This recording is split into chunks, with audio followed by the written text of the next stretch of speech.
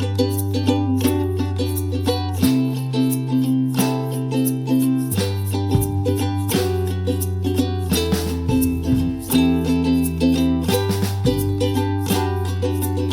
Ned, I'm going to trade my life for fortune and... Oh, nope.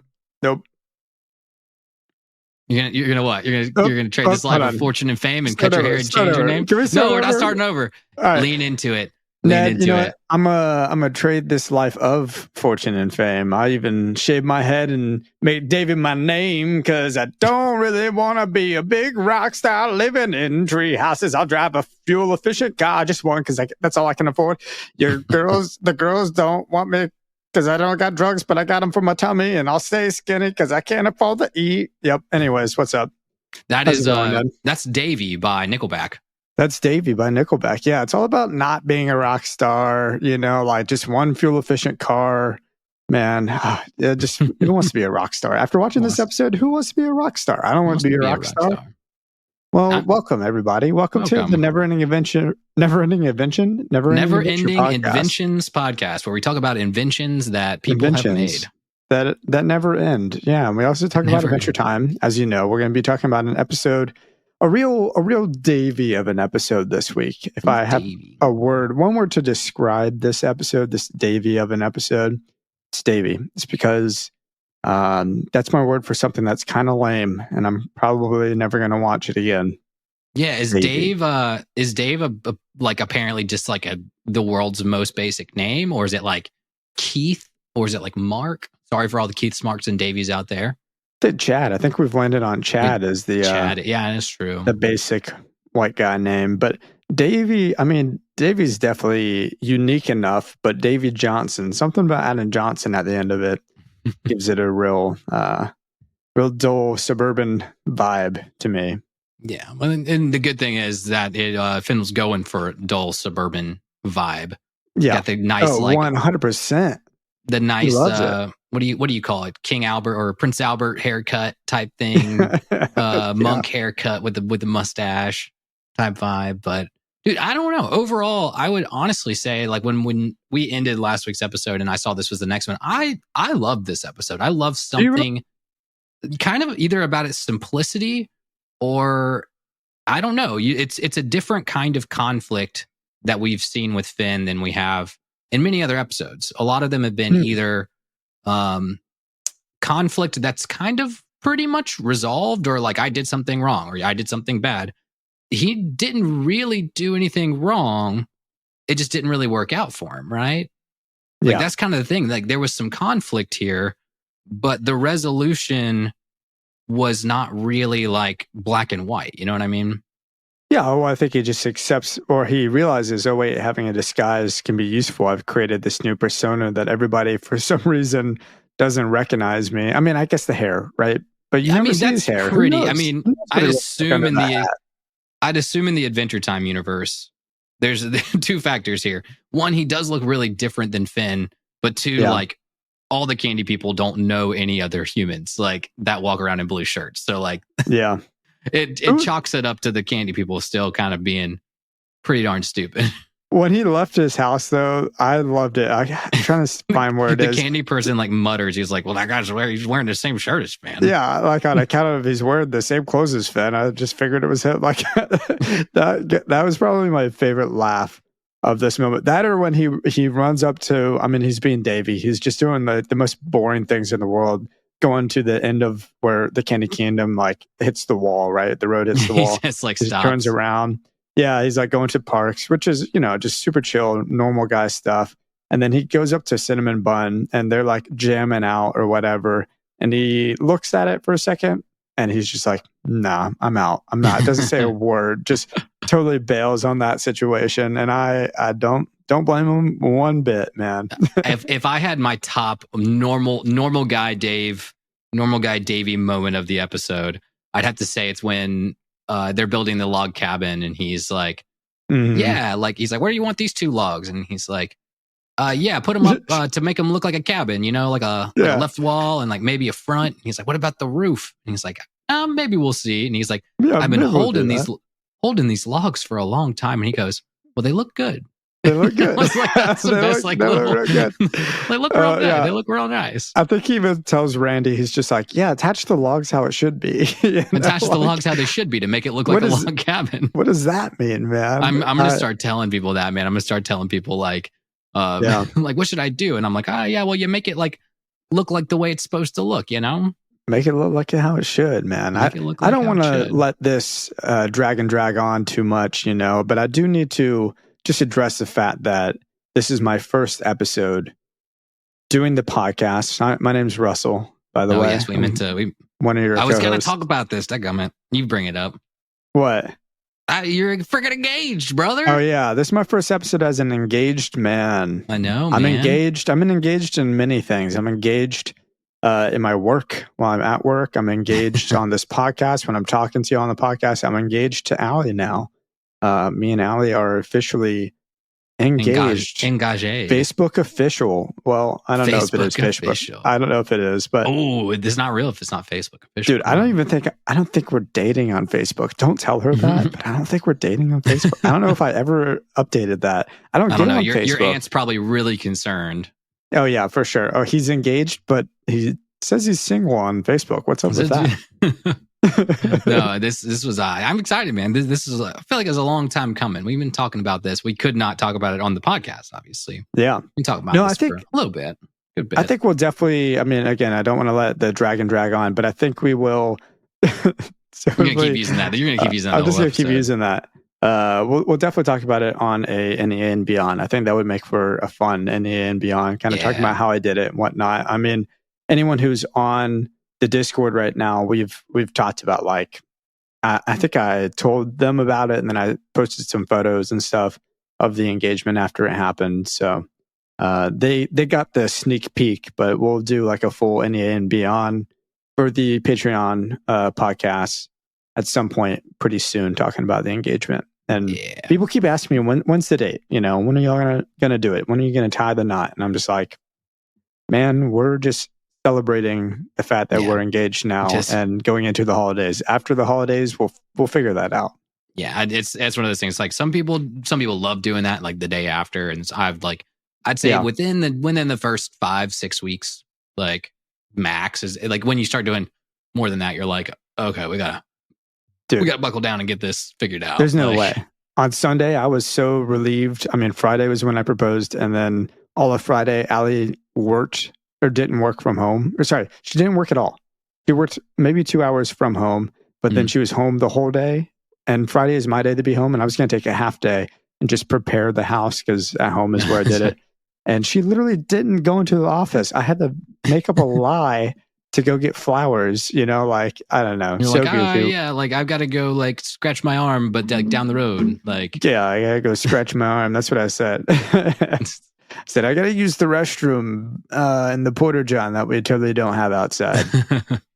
But the fun thing, I think, at least for the podcast listeners of this podcast, is that now instead of saying my girlfriend or my partner, you get to say your fiance. A real fancy word, way too fancy. It's weird. I mean, here's the thing: boyfriend and girlfriend now sounds so childish. Please, I couldn't be bothered. Couldn't be bothered with those words. Yeah. I mean, trust me. Every next phase, you get a little oomph. I can say that fiance is real fun to say for about 6 months. So and fancy. Then after 6 months, but yeah, we digress because we don't want to get rid of all of our NEA and Beyond content. Yeah. Come on, man. I mean, let's not let this drag on. Truly, we need to get back to this episode. I think, you know, a major theme of this episode, obviously, disguises, trying to be who you're not, trying to pretend to be somebody else so that you can get around just normally if you're some sort of a rock star. I went on a deep dive to try and find really great celebrity disguises, really great pseudonyms, really awesome like celebrity hotel names. Ned, I realized I just don't think I care that much. Nope. I think I am not that interested in what celebrities are doing. I will tell you my favorites. I think that's what I should do. So if they're mostly creative in terms of the names, not necessarily the celebrities. Right. So, I mean, the celebrities I'm going to mention are just at random, purely off of like BuzzFeed or whatever. So celebrity hotel names, Jay-Z, apparently he goes as Frank Sinatra, which I admire that. That's great. Yeah. Still provokes that there's something going on. Yeah, a little bit. So Justin Timberlake goes as Mr. Woodpond, which that's pretty fun. That's definitely his porn name. Definitely his porn name. Celebrity disguises. So like walking out and trying to avoid paparazzi. This just made me chuckle. So we'll go through. It's a BuzzFeed article. There's like top 10 like celebrity paparazzi disguises. In 2009, Katy Perry bought a giant donut pillow that wouldn't fit in her bag, so she kind of wore it to avoid the paparazzi as like a big shield. And then that's number 3. So then in number 4, in 2012, Katy Perry wrapped herself in a Chanel beach towel as she walked in the airport. So it's like 2's not a pattern, but number 5, this is 3 in a row. After a taping of Jimmy Kimmel Live in early 2022, Katy Perry left the studio in a giant poop costume. I don't know what's going on. That's Katy Perry in disguises. Yeah. And then number 6, I mean, this will be the last one of this BuzzFeed article. Emma Stone and Andrew Garfield just being the most hipsters they possibly could hipster. When they were dating, they blocked their faces with handwritten signs promoting nonprofit organizations. I love that, but also just the most hipster thing. And Andrew Garfield is wearing like a Newsies hat, so I don't know what's going on there, man. It's just too much going on there. Honestly, it's too hipster. Like, don't give us what's the South Park episodes where it's just like, we don't want attention, we don't, and then there's the Canadians are out front just like with fireworks and like tigers, and they're like, don't know, we want our privacy. Well, here's a good pen name for you. So Elton John, apparently he, according to this random article on crash.com, he loved using fake names. He wrote a reggae-inspired song called Jamaica Jerk Off under the name Reggae Dwight, which I love that just because of the name Reggae Dwight is so lame. Yeah, that's like how to get a little bit of white culture into reggae. Yeah, just so lame. Dwight. Reggae Dwight. Reggae Dan. Reggae Dan. Anyways, and then the last thing I looked up, I just randomly, I was like kind of at my wit's end. I was just so bored with it. I was like, okay, what about like bad disguises in movies? And the first 2 that pop up on my screen are Michelangelo dressed up with just like some sort of a cowboy hat scenario going on, as if that was going to disguise him. A cowboy hat, a hoodie, and then a backpack, trying to not be a giant mutant ninja turtle. You know, when you said Michelangelo, I was like, who was playing Michelangelo? And I was like, oh, you meant Ninja Turtles. It's Teenage Mutant Ninja Turtles. Michelangelo. I would say the best of all the disguises comes from the Master of Disguise. Obviously, if you have not seen, I don't know how many of our viewers are embedded within weird Nickelodeon 2000s culture, but Master of Disguise, it was a Dana Carvey movie that he made for like kids. Oh, the turtle. Yeah, with the Turtle Club. And there's just too many good impressions in that one. Like, and they have hilarious moments like Michael Johnson, who like broke the world record sprint before Usain Bolt. And like, I think they have J-Lo in it, and like he's disguised himself as J-Lo at one point. Like, it's ridiculous. So yeah. The other one that comes to mind is Scooby-Doo, when he dresses up in the live action. He dresses up like a grandma on the plane. I mean, just so stupid, but so goofy, and I love it. So goofy. But let's not let this drag on, you know? No, I think we should get back to the I would episode. say, back in the episode, I'd say this, I don't know, like, we still got a lot of season 5 left, but this one strikes a good chord with me just because it's full of tops for me. It's full of tops, and honestly, I could not nail down a lovely either. So I can get to my lovelies first. Whoa. All right. Because lovelies kind of plays into some tops in this episode. Because it's a toss. I don't want to ever tie my lovelies because there does have to be a definitive one. But it's really hard between BMO and the Banana Guards in this one. Oh, honestly. Wow. Interesting. So what I think I have to do is, like, because we give BMO it too often, I've got to give it to the Banana Guards this time. Okay. Just for their Wii-U's, they're just hanging out. Like, I just love the banana. Like, this is the true first time we get to see how, like, kind of crazy the Banana Guards are. Like, they're just so spaced out. But again, that kind of leads into my, like, I'll give BMO the tops of this one for sure. Okay. For the cops and robbers. Give me your bank account. Give me your bank account. It was so hands good. To the sky. Well, I've got them all written down too. Reach for the roof and give me all your gold bricks. And then right following that scene, BMO is just in tears when Finn's cutting his hair. And then Finn goes, how do I look? Yeah. And BMO just goes, like the devil. Like the devil. It's such a sweet moment. Just He's too such a good sweet... not to top that episode, that part of the episode. Such a sweet guy. I love BMO, man. My lovely was the shopkeeper. Oh, the guy who owns the broom store. Just with all the brooms everywhere. You got a sweep and a broom? Like, can you sweep a broom? Yeah, I love that. And then at the end of it, I don't know what it's a metaphor for, but he takes out a bottle of broom, like little brooms, and maybe that's like everything's a broom. Like, I don't know, it's whiskey or something maybe. And that's kind of what my thought was. Like, close up shop and put out your bottle of whiskey versus brooms. Yeah, I thought he was real great. And I almost gave it the BMO too. I mean, BMO really just is just the best. And I think you nailed it. Like, the give me your bank account is so funny. And don't worry. Like, he like takes the disguise and says, don't worry, it's only me. It's BMO. It's just me. It's BMO. BMO, just such a sweetie in this episode. Fully deserves a lovely. I mean, I'm sure I've said this before. I think BMO is just my favorite character. I think that's just what I've learned, is that BMO is just the best character in the entire show.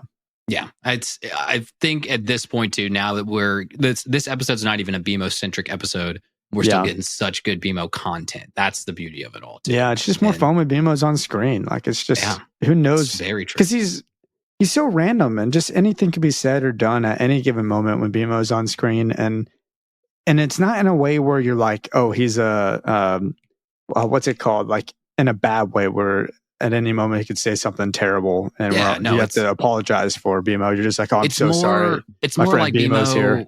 Yeah, it's like more like BMO's loose cannon. Candid. He's not a loose cannon. He can be completely candid all the time.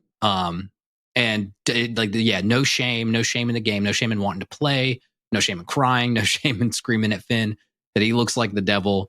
And it's just kind of like unabashedly BMO. Yeah, it's maybe great. We'll do a segment called Unabashedly BMO. Mm-hmm. I had to think, when I was thinking of loose cannon, for whatever reason, we were at a Christmas party this past weekend. Not to let the dragon drag on or nothing, but no tangents. No tangents. This might be a tangent, and I don't even know if I should have gone on this tangent because it's not that funny. But there's a friend of my old roommates who is the most loose cannon guy. Like, I enjoy his presence. I enjoy him, but he's the kind of person that at any moment could say something totally terrible. And so I choose to not hang out with him that often. In fact, I almost never ask to hang out with him because I don't really want to be associated with him when he says something horrible, and we've gotten into an argument in the past because of that very reason. But anyways, BMO's the opposite of that. BMO at any given moment could say something freaking adorable or amazing. And that's an appealing aspect of BMO for me. Yeah. Like I said, it's not loose cannon, it's candid, where it's just like you need a little, you need somebody to say something in the room that won't be said. Always addresses the white elephant or the 700-pound elephant in the room. Mm-hmm. Dude, I almost thought your tops was going to be that very opening scene with the dragon that gets cleft in twain right down the gooch, dude. Straight down the right gooch. Down the gooch, right in the butt crack. We open with a butt joke, we end with a butt joke. Oh, classic adventure time. But I had a note here just to let's mention the dragon because Russell hates the dragons. I hate the dragons, but the dragon got what he had coming to him. I mean, Finn just straight up took his sword and just, like I said, cleft in twain, straight down the gooch. Well, let's talk about that scene specifically because I think that scene specifically is what leads into this episode. Is that like Jake's playing a video game, Finn runs in with the demon blood sword, gets launch padded off Jake's hand, and Jake's barely paying attention. Which is interesting. Finn's eyes are closed. Just Finn closes his eyes and goes in with the sword. And it's going to go down, slice the dragon, gets slapped, spins up in the air, comes down, eyes still closed. And so I think that this moment's important to like note that like Finn is being a hero with his eyes closed. That it's almost that's good. Zero effort for him to be a hero.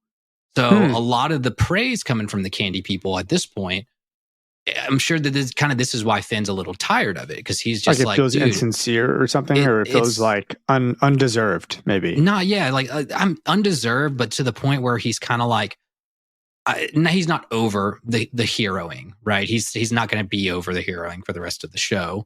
But you can assume that slaying a dragon now is somewhat mundane to him.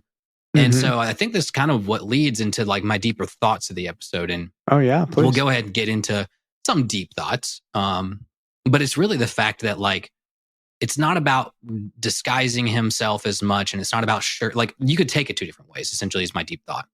Is he shirking responsibility, or is he craving something that it's almost more difficult for him to live a simple life than it is for him to go and slay dragons, you know? And I think that that's kind of the point of him becoming Davey, is it's something that he's so happy to be Davey, because it's actually like, it takes so much effort that he loses himself in it.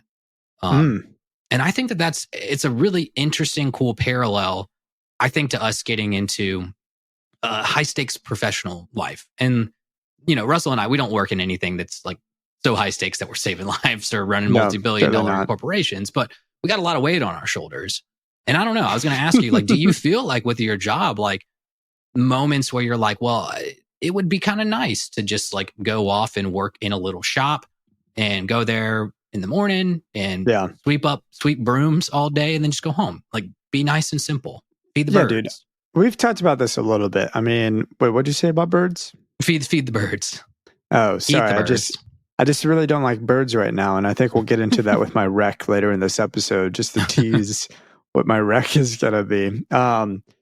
Yeah, I definitely feel that. We've talked about it a little bit. The desire for tangibility is something that I have fully, and really just something that I could see more than anything. My job is mundane in many ways. It is every quarter you kind of start over. I mean, it's less so now because I'm in a bigger position than I used to be in, where I was mostly processing things. Now I'm analyzing and looking for errors and trying to find money that is due to songwriters and to producer, or not really producers as much, but publishers. You know, so like it is kind of fun. I'm getting to do that for some of my favorite bands, which is kind of neat, right? But it's definitely not the crazy, heroic, awesome job that I thought I would end up in, that I tried to do independently in the music industry. So I'm kind of coming to terms in that way with this job, but I would be lying if I said I hadn't always kind of desired a tangible product. I really admire, and whenever people tell me they are like, you know, an architect or some sort of a cool like job where you get, or even a surgeon or something, right, where you do a thing and then you get to see the end result of it. Or like, I imagine, especially like the architect, right, who's like driving around downtown and then every day he gets to look up and be like, I designed that building. Like that was my work. And here it is. I could touch it. Where work is, you do see, like you said, tangible, but like, I mean, intrinsically tangible or extrinsically tangible. Yeah.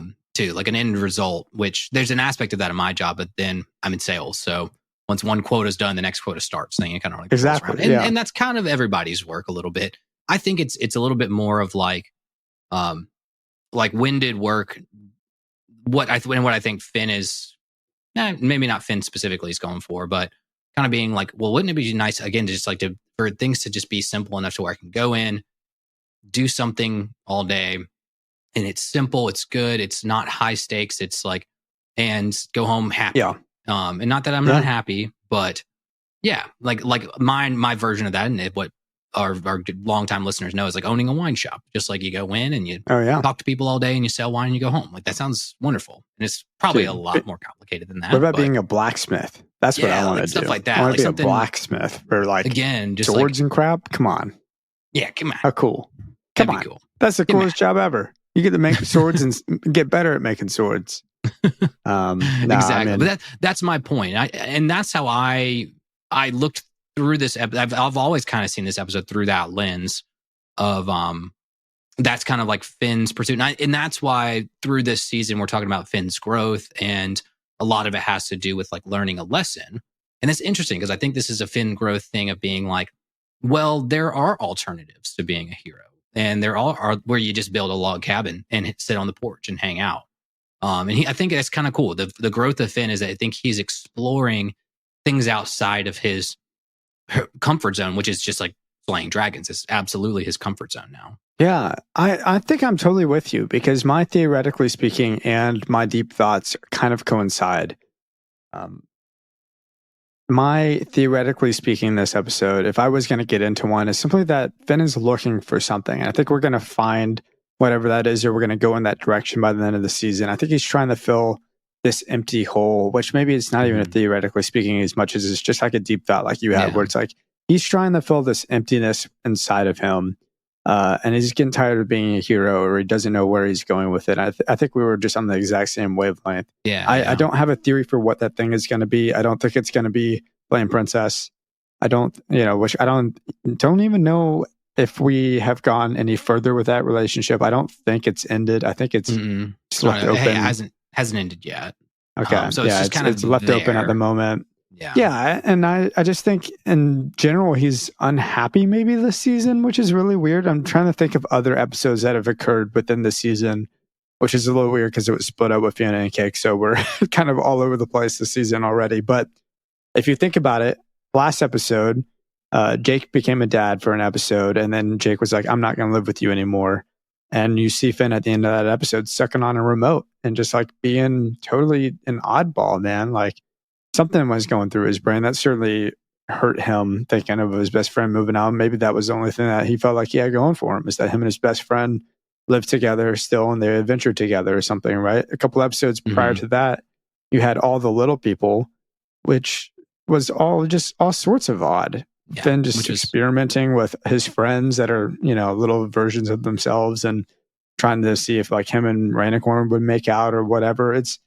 He's just in a weird place right now. I'm really curious what's going to happen with Finn moving forward in this season. And I know I think you've mentioned this is a long season of kind of dull-ish episodes. So I'm really curious what's going to happen. Yeah, no, I would chalk it up to like not even dull episodes. Episodes that are like this, that like we may not be doing huge canon stuff every episode, but we are just exploring a different like do season 5 versus season 1. Like we're talking about Jake, the dad, Finn's playing with little people's psychological hearts. We're talking about Up a Tree, where again, when we got deep into that, we're like, it's kind of crazy that Finn decides that he wants this to be his adventure of the day, where it's like, what can I do on my own? And I think Finn's, it's really, I think this season's a lot about coming into his own, not just as I'm going to be a fantastic hero, but I'm going to see like, what are the other facets of life that I can explore? Like what happens when I just go get a frisbee in a tree? What happens when I abandon my personality? What happens when I abandon myself and become this other person? And he ends up losing himself in it, which I think is somewhat deep a little bit, where he kind of creates this, like, he's got such a, I wouldn't call it like personality disorder, but he gets so lost in the character that he's made. He loses sight of himself. Which I think is the secondary way to view this episode is he shirking his responsibilities so much that he hides behind an alter ego kind of thing. Yeah. Well, dude, Jake doesn't even care anymore. Like Jake's just sitting there on the grass, makes his hand a spatula and flings Finn in the air. Doesn't look away from his video game for a split second. He's clearly disconnected. He's not worried about Finn in any way. He's like, Finn's got this. This is just old news at this point. Like you said, I think they're both tired of being heroes or tired of like the hero work or whatever. Don't feel like they need to keep doing this for the rest of their lives. Jake for sure is like, I just don't need to worry about him. I think earlier on in the first couple of seasons, he was constantly like, okay, time for me to be serious and for me to save Finn. But I wonder if now he's just like, what's the point? I don't need to. I wouldn't even need to fling him up in the air, and he still could slay this dragon and save all those people. But yeah, and there's some more Adventure Time episodes that dive into that specifically, of kind of like, well, if Fiona and Cake did it a little bit, it's like, no matter what I do, like, it's bad things are going to always keep happening. So like, does me even defeating this one dragon change the overall course of life? And that's when you get you see those introspective Finn episode. So I think this is a secret / more subtle introspective Finn episode than they may get credit for. And we need to keep in mind too, like we were spoiled with Fiona and Cake, where that is just like canonical, awesome things happening every single episode because they had to prove something, right? Like, it had a reference to something else. Like, we're back to just normal Adventure Time episodes. It's okay if the episode is kind of like this, where Finn's acting like a normal guy and trying to get away from the heroing lifestyle, which I really loved your perspective earlier on that. I think, he is hiding from something, and it's interesting to see Finn react the way that he has this episode. Yeah. And also just go for the simple life, man. Just sweeping floors, hanging in parks. Simple man with simple goals, Simple man with simple goals and simple problems. Again, he doesn't necessarily and I think, again, there's a beauty behind that. He when Davey, or he's having a conversation with the mustache, that is Davey. And he's like a simple man with simple goals and simple problems, not a simple man with no problems. So he does have that like realization that this simple life doesn't come without its problems and qualms, but it's different. And it's I think it's him exploring what other opportunities look like, because he's never really been presented with or presented himself with kind of other options there. Yeah. Finn describes Davey as a working Joe trying to stake his claim under the sun, looking out for the beautiful green fields called life. just a working Joe, man. I think it's beautiful. And there's nothing that I enjoy more than like a good like sunset porch sitting. Like, so I see myself in Davey. I see Davey in myself. Oh, you see yourself in Davey. You certainly don't look like Davey. I mean, that shopkeeper looked just like Davey. You look nothing like Davey. I've got a lot of hair and no mustache, so yeah, I don't. We should all just be like Davey for Halloween this year or next year, right? I think we should all just do that. Shave our head off on the top. If we ever do a live show, if we ever have enough fans to do a live show, we're all dressing up like Davey. I'm calling it right now. Everybody's Davey. Hi, how are you? And how much does this also pertain to like what's that episode of SpongeBob when he like becomes Normal Bob, SpongeBob Normal Pants or something, and he gets all smooth and he goes, "Hi, how are you?" Like, oh my gosh, I forgot about that episode. It's such a similar episode to this where they're like, "SpongeBob, we gotta snap out of it," and he's like, "No, I'm Normal Bob now." Okay, this is a tangent, and I apologize for that, but I feel like this episode deserves tangents. What is that episode of SpongeBob where Mr. Krabs has to go do something, and then Squidward's like, "I don't want to be in charge of this place. I want to take the day off. I got to go run some errands." And then constantly SpongeBob is like, "Are you finished with those errands? Do you know what I'm talking about?" That was a real episode, right? Yeah, Squidward. Yeah, he's like, "I'm going to go run some errands," and Mr. Krabs is gone. And so he's like, "I'm just going to go take the day off. Tell SpongeBob I'm going to go run." And he's like, "You finished with those errands? You finished?" And he keeps thinking about SpongeBob. And it just goes more and more is insane, burning down the restaurant. Yeah. Okay. Because me and Allie were having this conversation the other day talking about this episode, and she's seen every SpongeBob episode, and I have 2, or at least I think I have up until a certain season. And I was like, that is such an iconic early, SpongeBob episode. And apparently, like, it just didn't register with her. It was so weird. I mean, I feel like it gets every SpongeBob reference, but didn't get that one for some reason. Yeah, I remember that one. I remember every I'm not going first insane. 4 season. You're not insane. I'm not saying like these fans of Fins, am I right? These hardcore fans, the ice cream man who's like, have dinner with me every day of the week, every night of the week. Yeah, is Ice Cream Man punchable or a lovely in this episode? Oh, like, for sure, punchable. Yeah, have dinner with me every night. Do it now. Every night. Not the most punchable though. I mean, who's your most punchable? I have a most. I mean, if it had to be anybody, it'd be him. Okay. I wouldn't say there'd be anybody else. Maybe. And I can't even chalk it up to the Choco Bird man, because he's just trying to make his way in the Candy Kingdom. It's me, yeah. But I think, dude, the Banana Guard is for sure the most punchable. I know he was almost your lovely or your tops or whatever. Collectively, the Banana Guard's got my lovelies. Yeah. Ooh, man, when Finn is dressed up like Davey and he's like, all right, I can blend in. He finally gets the idea of, I can save Jake by continuing to be Davey and then just frame everything on him, and then I'll be Finn. And it won't matter, right? But he goes up to these Banana Guards, and they're standing there. And I was going to challenge you at the beginning of this episode, but a real visual challenge doesn't feel like it makes any sense on a podcast. I was going to say we should hold our arms out the whole episode. Just the whole episode. And yeah, nobody would see that and be a moot point. See how torturous that is. But anyways, he's sweeping the body of one of these banana guards, and the other banana guard is like, "Whoa, you sure know how to party, Davey."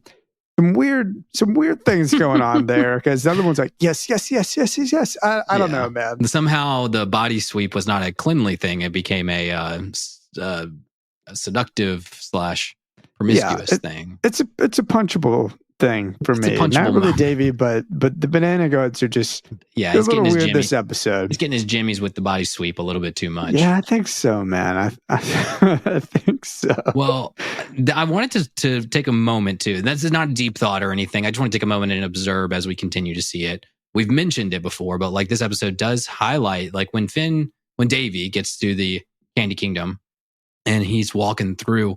Almost the entire time he's walking through like decrepit parts of the Candy Kingdom. And I think the writers have to be doing this for a certain reason. There is so much of the Candy Kingdom that either is just being neglected by Princess Bubblegum, or she just like can't control how much she's actually grown the kingdom. But if you go back and watch the episode, almost everywhere he's walking, there's just like broken down buildings. There's kids on bikes in front of like decrepit shops.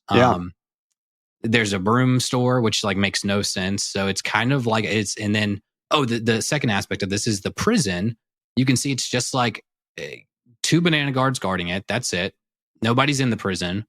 And then on the outside of the wall, it's like written in jelly. It's like Priz on. And so it looks very makeshift. And so I was like, has the Candy Kingdom, is the prison pretty new? Is this like a new development where they kind of had to makeshift a prison because they started having ne'er-do-wells and degenerates like start arising in the Candy Kingdom? So you're saying like is Princess Bubblegum kind of neglecting the Candy Kingdom? Like, is it kind of going to the shitter over time? Yeah. Well, and obviously they call the heat and the banana guards come and they're just like wee you. So it's like, are they almost left to not even like a martial law crime? society? Maybe we got too good of a hero, right? Maybe Finn's way too good of a hero. But I also think if we're really just trying to overanalyze this moment, which I am totally cool with, I think it kind of feels normal. It kind of feels like what you're saying is decrepit or kind of broken down part of the Candy Kingdom. For me, especially living in Nashville, like I feel like that's just kind of how things are. Like there's car lots everywhere. There's like crappy parts of town right next to beautiful parts of town. But it's, I don't know, something about living in the city. I feel like you can't get away from that sort of a vibe. That's a normal, our society way of looking at it. But isn't Princess Bubblegum, as the princess who legit just creates the candy people? Yeah. Is this not alluding to the fact that like, is she more obsessed with creating and controlling more people than it is creating a utopian society? You know what I mean? Because like this doesn't, these parts of the Candy Kingdom don't necessarily, they may look normal to us because we don't live in a utopian society. But interesting that she, the one who does kind of want order and perfection and sweetness all around, to have parts of this kingdom that are well within her control, or you think would be well within her control, but like they're honestly not, you know? Yeah, she turns a blind eye to him. That is fascinating. I'm not sure why she's doing that. I mean, do we get to see anything in further episodes? Oh, yeah. There's definitely some Candy Kingdom revolting. And okay, good. So that's why I stopped to make that observation here, because we saw it a little bit with the Apples episode when we see Mr. Pig, and then the candy bar. I can't remember the name. I mean, they certainly can't be happy, right? I think even the candy citizens have to be a little bummed out with how things are in the Candy Kingdom. Yeah, I mean, to some degree. What's his face? Lemon Grab, like, obviously not happy with his place in life, but I think all these other candies, at some point, they have sentience. They've got to be going, there's got to be more out there for me. There's got to be, more that I can do or whatever. The root beer guy arc really hits that really well later down the road. So we'll get to that root beer guy, and we'll revisit this conversation again. That's why I wanted to have it today. Cool. So we can be like, yes, we have now seen the build up of this happen, Yeah. Man, are there any great facts in this episode? I mean, that's where I'm at. So this is such a Weirdly. Davey episode. I need Nettie's factoids. Oh, I don't know if I have a super great factoid, but the only one that was worth putting in here was the game that Randy was playing in the field. You know, they were playing like a video game, was Pro Football 1861, which was the same game that Finn and Jake were playing in the Business Time episode. Okay. So callback, good fun, like writer's callback. But literally what I could find on this episode was like 3 facts, and this was the one was like, did you see that thing in the background? And I'm like, that's a basic one of them fact. was like, this is the second time that we had Jake in a frocket. Yeah, it was literally like the frocket was similar to the Nightosphere episode, and you're like, that cool. You could just see the stitching on the pocket. Obviously. Yeah, I like that callback though. I will be honest. I guess I did like that fact. I kind of enjoyed. I even wrote down, maybe this is my tops this episode. Pocket Jake. Because we loved it the first time because it comes out of nowhere and Jake's just like hiding in the pocket. But this time I kind of felt like, because of the stitching on the pocket, I saw it coming. I was aware that might be the case. Yeah. Yeah, you could see there's something off with his shirt, and then they made that reference for sure. So apologies, I didn't. No worries. I wanted to have more factoids. I wanted there to be some sort of sneaky voice actor in there. I wanted there to be some sort of crazy in the background. But the video game from episode Business Time was episode 4, episode 5 of season 1. So call back. Well, let's not let this drag on too much. Ned, what is your lesson this episode? What are you taking away? What are you going to apply to your life from this episode? I have a good one. Is it better to die the hero or live long enough to see yourself become the Davey? Oh man, is that a good one? Is that a good lesson? I like that one. That's good. That's good. Mine's super lame. So yeah, give me your lame one. Mine's don't let the dragon drag on. Oh my god. AKA don't watch this episode again. It's not gonna. I enjoy this episode. I feel like it's it's not a treehouse, but a cozy, simple. I like the voice acting. I like the referral back to the computer in Finn's stomach that helps him alter his voice. So that is nice. It feels like a developed episode, even though it's overly simplistic. So yeah, that's fine. That's fair, man. I hate this episode by any means. I don't think it's a terrible episode. I just kind of felt like it was a little dull this week. I was hoping for more. I loved hearing and seeing Jake be a dad. Yeah, you know. Yeah. And again, we're coming off the high of Fiona and Cake season 1. Like, Russell's still jonesing, man. He's still jonesing for some canning. And also last night, I mean, I guess I'll get to my rec and then we'll do a traveler's log. Yeah, I was going to say, I was going to say as well. Speaking of things that are more interesting to Russell, what is your recommendation? Oh my gosh, dude. I saw a heck of a movie. I saw a film. You know, when you see a film and you go, this is going to be a classic, like immediately, like you just know. I think we both felt that way about Everything Everywhere All at Once, which I just watched recently for the first time. I think was my rec 2 weeks ago or a week ago. Again, I saw another film by Miyazaki. It is The Boy and the Heron, and it is freaking... No, not Miyazaki. Studio Ghibli. Who's Miyazaki? Yeah. I don't know. Anyways. Yeah. He's getting all... Miyazaki. You're getting all your Japanese culture mixed up. Dog, I've been listening to so many Japanese rock bands. I'm sure Miyazaki is somebody that I've been listening to or something like that. No, Studio Ghibli. It's supposed to be... No. Is that... Hold on. I'm being dumb. Who runs Studio Ghibli? Is it Miyazaki? Am I not being stupid? You're gonna deep cut. Well, keep talking while you're... I can look it up for you too. It is Miyazaki. Okay. Hayao Miyazaki. Okay, cool. I thought I was dumb. I wasn't dumb. I was dumb for not thinking, or I was dumb for thinking I was dumb. Anyways, man, it was supposed to be his last film. Supposedly, it's not going to be his last film, and I'm so glad it's not going to be. Or at least that's what they claim. He's going to take a year off and get back to it. I think this is the second time he's retired, or claimed he was going to retire. One time, his son released a film at his studio, and I think he was like, "That's not good enough. I'm coming out of retirement and doing movies again." But anyways, it's an incredible film, The Boy and the Heron. It really would have been, if it was going to be his last film, I think it would have been an incredible one to end on. He does a really great job. I don't want to spoil anything, so I'm trying to avoid saying what happens. but it's a very Miyazaki film. It just feels like he is doing his thing at 100%, and he's going fully into his style. And you're going on an exploration. And my big takeaways were I hate birds now, which is why I mentioned it earlier. There's a lot of birds in this movie. A lot of birds. And I hate birds now. And then the other one was I learned how babies are made. And so that's real good. And if you've seen the movie, you know what I'm talking about. But it's a little slow. It takes a while to get into it. But once you do, it's a really, really fun adventure. And I can't help but feel like it's an instant classic. It's instantly one of his top 5 movies he's ever made, you know, and I feel like a top 5 Miyazaki film is a pretty dang good film. So I must say, I don't know how many there are in total. So I don't know if top 5 is that a top 10 or. Well, I just mean in the sense that like any of his films could be on a top 100 list somewhere. Yeah. I think at least 3 of them are on IMDb's top 100.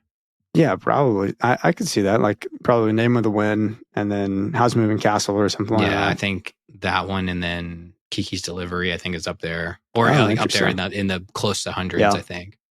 But yeah, no, I think it's a really good one. I think Ali even mentioned it might be like in her top 3 for Studio Ghibli films, which is pretty huge. If that's big for her for sure. Yeah. But anyways, man, yeah, highly recommend it. I think it's really great. It is a long movie. Don't be afraid of the Japanese subs because there really isn't a lot of words in this movie. It's not a quick paced film. It's a slow crawler, but in a really cool, artistic, beautiful way. I'll see it soon. I don't know if I'll make it to the theaters to see it, but I'm sure HBO will pick it up probably quickly. Yeah. Well, dude, it was cool seeing it in a theater just because I've never seen a Ghibli film in the theater before. And I think something about that experience, like going to, it was the Regal Hollywood in like Berry Hills of Nashville, you know? Oh, yeah. So they had all those neon lights and stuff. There's something about it that just feels very retro and very like you're going back in time to watch a movie. And that's always just taking me back to like 7th grade. Yeah. Yeah. Well, what's your rec? Well, my rec comes, I think it's a term deemed by the Gen Zers out there. Okay.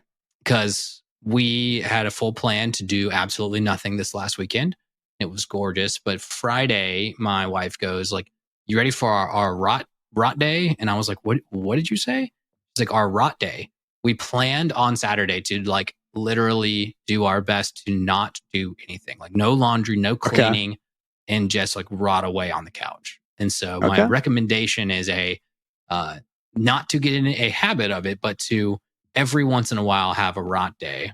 That's fun. It was very, very psychologically needed for us. Do you get to just eat terrible, or is this you're still healthy? You're just doing nothing. Yeah, I mean, oh gosh, what do we? I think we just did Indian that night. We didn't even eat unhealthy all day, but we just like said, "Hey, we're gonna chill. We're gonna do our like typical breakfast, typical lunch." We didn't like drink all day or anything like that.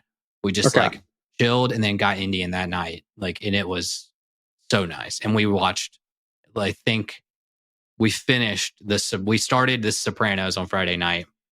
Finished season 1 on Saturday night. Like, and so that was my sub rec is The Sopranos. I won't even say it. Nice. It's so stupid good, man. Cool, man. I'm still feeling the vibes of Game of Thrones. I've been watching that this past week, and it's still pretty good. I think I'm on season 5. Season 5 is all about like cults, and I gotta say this season is nowhere near as good as it has been in the past, but I'm liking it so far. But Ned, I want to do a traveler's log. Let's get back to Adventure Time for a moment before we wrap up this episode. So the traveler's log this week is from Ethan. Ethan, also known as DJF, EFF, DJF. So Ethan says, "Hey guys, I'm re-listening to all the episodes," which first off, that's crazy, but thank you for re-listening to the episodes of NEA and Beyond. I'm not doing that. No, I couldn't imagine. I've done that for none of my favorite podcasts. I love myself so much. Oh, you do that for our podcast now? Is that what you're saying? Oh yeah, that's the only podcast I listen to. It's mine. Oh my gosh. Anyways, so Ethan says, and then the 3rd episode, y'all talk about the trials. This is the Enchiridion episode where you kind of, he says that y'all thought the trials were kind of weak, despite being stressed that they were super hard in the episode. I have a theory that they actually mean in the trial that surrounds protecting the book rather than what the mountain has thrown at them. Throughout this show, we constantly see people want or need the book to perform world-altering spells, just as going to Brismo. The people like the Lich constantly threaten his life for the book. Maybe instead of the trials of the mountain, they meant the struggles that surround the book itself. Anyway, love what y'all do, and all love, DJF. So I thought that was really cool. I thought the idea that the trials that we thought were super lame in that third episode about the Enchiridion were not about necessarily what the mountain was prescribing to allow him to have the book itself. It was more so the trials of what comes with the responsibility of owning the Enchiridion. Yeah, that's a good thought. Yeah. But Finn certainly didn't get that because Finn freaking gave it away to a bear. So what the heck? Well, regardless, if we had thought about that, first of all, Ethan, give us some credit. That was like episode 3 of us even doing a podcast. But even at that point, we couldn't talk about much of the trials of or what the Enchiridion meant because everything was a spoiler drop for Russell at that point in time. But I just thought that was a really interesting take on it, where it's like, there's a lot of things that way. I feel like where you get it and then you struggle once you have it, like especially with like jobs and stuff like that. I don't know how that necessarily relates with the Enchiridion, but I've been thinking about that recently, where a promotion at work can be really daunting, or going to another job, where we talked about an interview that I did recently, right? And it's scary, man. The prospect of like stopping doing what you're doing currently and moving on to something else is really scary sometimes, and because there's uncertainty, and I feel like whenever there's uncertainty, it can make you feel uneasy. And so I feel that way, even though the job that I interviewed for won't be like getting deeper into other interviews until like months from now. Yeah. So it's kind of like I'm happy with where I'm at at my company. So it's not like I'm even trying to go anywhere. But what you're saying too is that like it's like being in the job market at all and getting a new job. You're like, man, it's so hard to do that, and then the responsibilities that can come with that job. Yeah. Once jobs will always be work, and that's kind of like. Same thing with the Enchiridion, and kind of what Ethan's saying is that like just getting the book doesn't mean that the responsibilities and the trials are per se over. Yeah, it's not the hard part. Like you did the several months of interviewing. Now you got to do the several years of a hard job. Yeah, like, but it's not like you don't take the book, right? You got to still take the book, especially if it's for a better opportunity. But it's always about taking the book with the right mentality. Again, it's taking the job with the right mentality. Like. I know I've got my wife and her friend a lot have difficult jobs with difficult people specifically. You always talk about wanting a new job. And I'm like, that's like, absolutely go do that, go pursue it. But like, there will not be just all the answers on the other side. There will still be trials and work and struggles that come along with a new job as well. Yeah, totally. But y'all, thank you for listening to us rant a little bit. Don't want to let this drag in, the words, the other words. Say it again. I'm trying not to say it again. But we really appreciate y'all sticking around. I mean, anyone that's still here, thank you so much. You can check us out. I mean, we've got a Patreon, like we said, like we're almost to our 10th episode on the Patreon.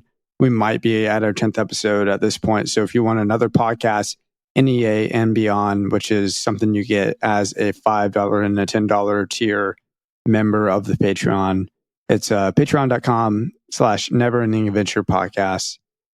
You can check us out too. Instagram, Never Ending Adventure Podcast. TikTok at Never Ending Adventure Cast. I accidentally got logged out of that forever ago, and I need to get back into it so I can start posting again. So I apologize for being totally silent on TikTok. But anyways, Twitter at NEA_podcast.